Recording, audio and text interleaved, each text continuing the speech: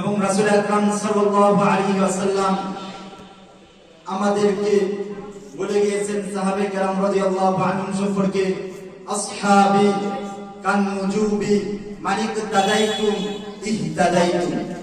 আমার একজন সাহাবী আকাশের নক্ষত্রের ন্যায়। যে কোন ব্যক্তি যে কোন একজন সাহাবীকে অনুসরণ করবে সেই হেদায়েত প্রাপ্ত হয়ে যাবে।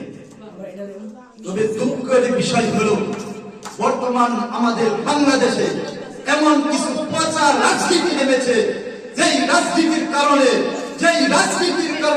যেই মার্কার কারণে আমার নবীকে তারা বাদ দেয়, নবীর সাহাবীদেরকে গালাগালি করে।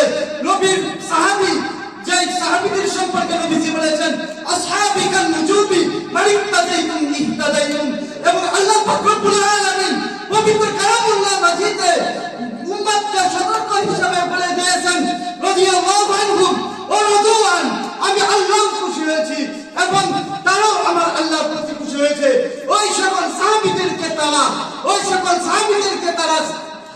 সত্যের নাক কাটি মারে না, ওই সকল সাহাবীদেরকে তারা হকের সত্যের সিরাতুল মুস্তাকিমের হক মারে না।